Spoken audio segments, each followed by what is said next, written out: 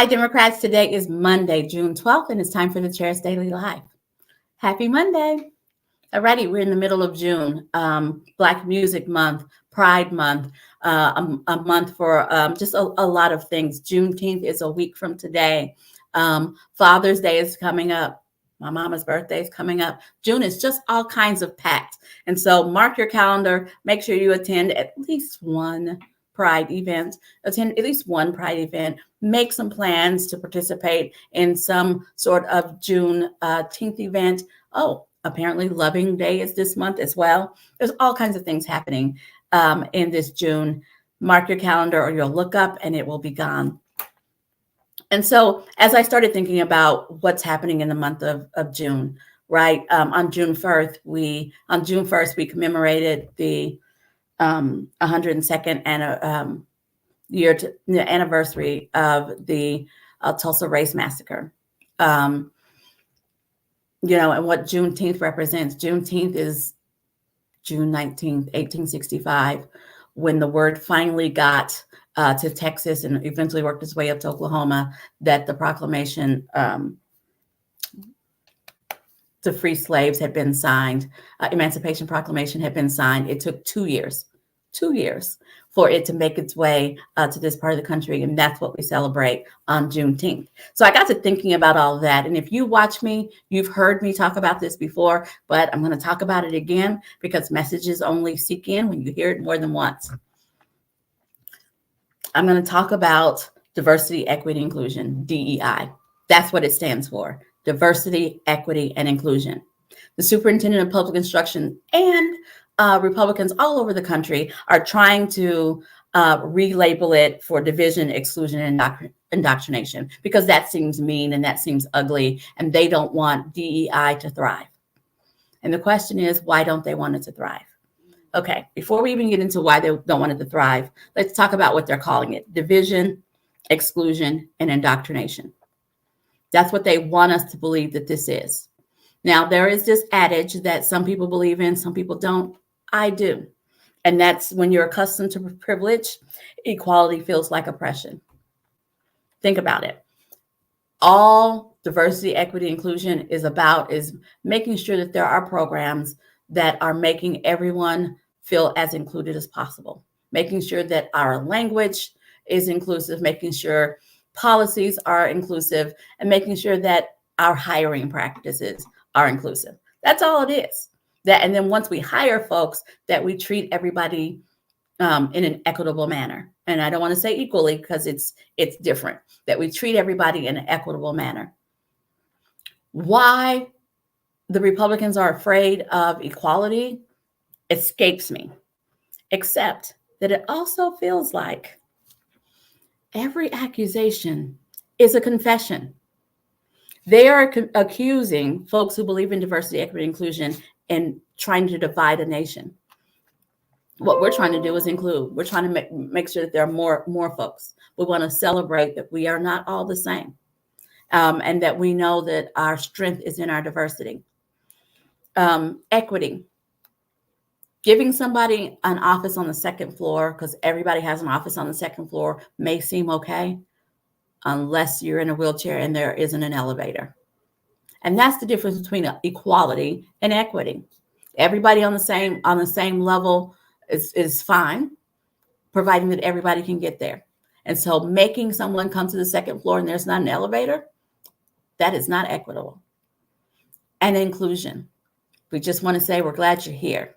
We're glad you're here. And when we talk about things, we're not going to talk about them in a way that excludes you. When we implement programs and policies, we're not going to do it in a way that excludes you. That's all diversity, equity, inclusion is. And I wanted to talk about it in like baby elementary ways because they keep trying to make it into some sort of boogeyman topic.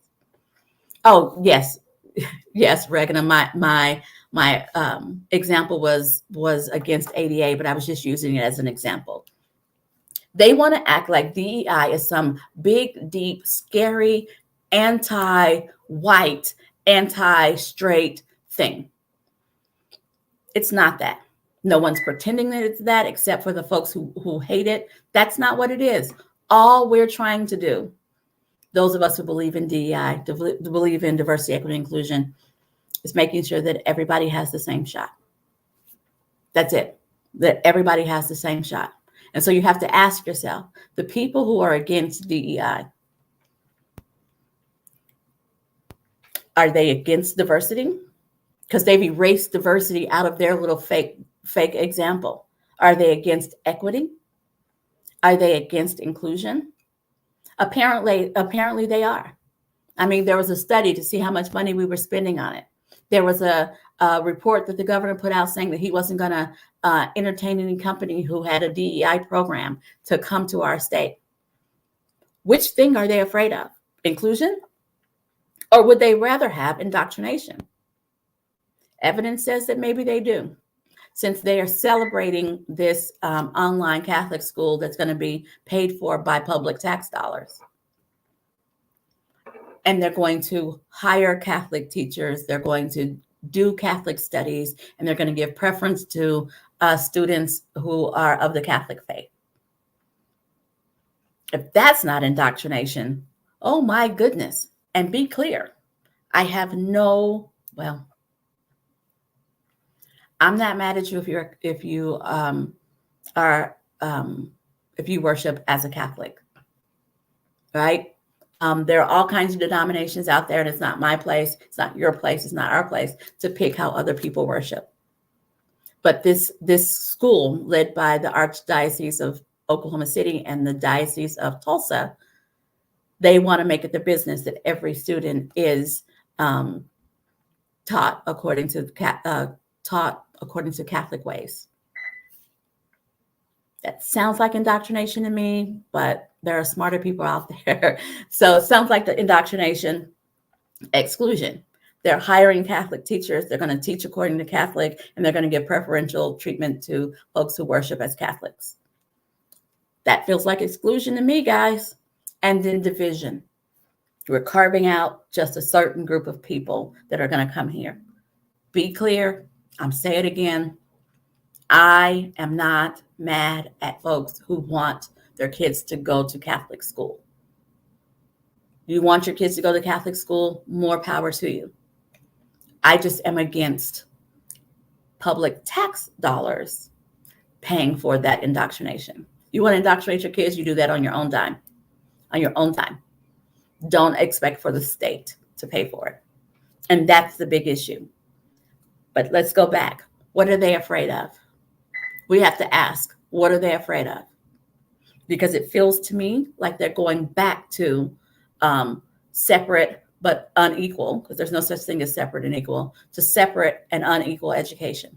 That's what they're working their way back to, not just with this Catholic school, but with the whole tax scheme voucher thing that they're trying to do. They are trying to make separate education systems for some. They're trying to, because they're describing them as better. So they're trying to create better educational experiences for some kids, and then to leave other kids in the not better education system. Because if you have something better, you have to have something that's worse. So they want to leave kids in what is worse, and they want to rob the coffers of the public tax dollars that's supposed to pay for the not better school. I hate to say worse school, because I know that there are going to be some kids who are going to be stuck in these schools. They're going to leave kids stuck in these schools and then select and cherry pick who can go to these better schools, and we're supposed to pay for it. And when I say what, we understand the parents of the kids who are in the not better schools, their tax dollars are going to be paying for the kids who are going to the better schools. I know I've been talking in a circle, but I can't stop talking about this enough, because I don't think that we're making a big enough stink. I don't think that enough people understand that what we're doing is we are leaving kids in leftover schools. And there is no way that those schools are going to be separate and equal.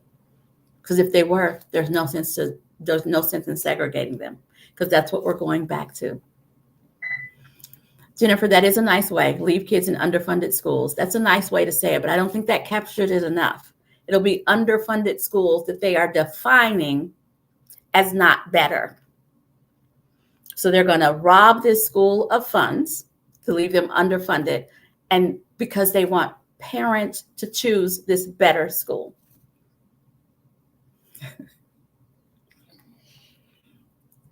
And I want to remind everyone that the person in charge of this is the superintendent of public instruction. It's right there in his title, public instruction. And his whole plan is to starve public instruction in favor of private schools. Now, if you live in a rural community, I don't know what to tell you. There are private religious schools popping up all over the state. There are private religious schools popping up all over the state. And so the school funding formula, even though the governor promised that he would make sure that rural schools wouldn't be affected by the school funding formula, and they published some kind of formula where rural schools will get so much more money per student than urban schools, that too isn't fair. They don't have a plan because they're not thinking about kids in rural schools.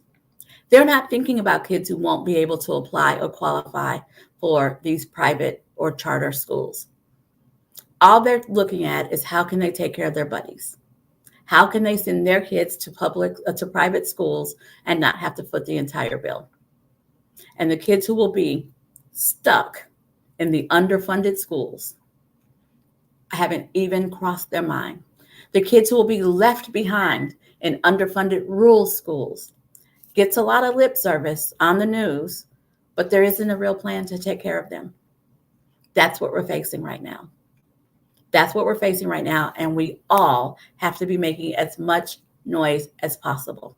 Because here's the thing. If you live in an urban community and you think you don't care about what's happening at the rural schools, understand we're all in this Oklahoma soup together.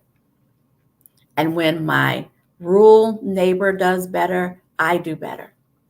We all have to consider ourselves in this together. We are all one state.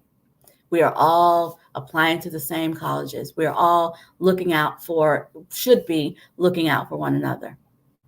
And as loud, proud Democrats, that's what we stand for. So we've had our elections. Our precinct officers, county officers, district officers, and state officers have all been selected for the next 2 years. Now is the time to figure out how you can get involved. You can rally around because we need to make some noise between now and August about what's going to happen in our schools. Because I think it's going to happen that quickly. We're going to start seeing a shift in enrollment that quickly. And we need to make enough noise that next school year isn't defunded by the superintendent of public instruction. We just have to keep reminding ourselves because he's forgotten that he's the superintendent of public instruction, even though it seems like his main focus is private vouchers, tax credits, whatever. It feels like every accusation, division, exclusion, indoctrination is a confession by the folks who are pushing that. Thanks for joining me. I'll be back here tomorrow at 4:15. You guys have a great evening.